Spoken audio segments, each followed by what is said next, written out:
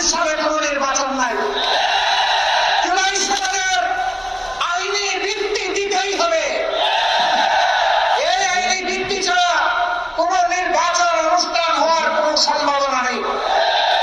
জাতীয় সংসদ নির্বাচনের আগে গণভোট অনুষ্ঠিত হতে হবে। আমাদের দাবি খুব বেশি নয়, অস্পষ্ট নয়, দাবি কম, খুবই সুস্পষ্ট। 1 নম্বর দাবি হচ্ছে জুলাই বিপ্লবকে স্বীকৃতি দিতে হবে।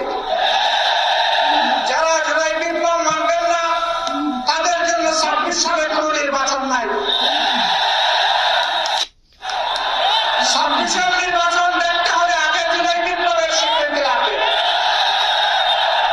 আর জুলাই বিপ্লবের স্বীকৃতি দিতে হলে জুলাই সনদের আইনি ভিত্তি দিতেই হবে।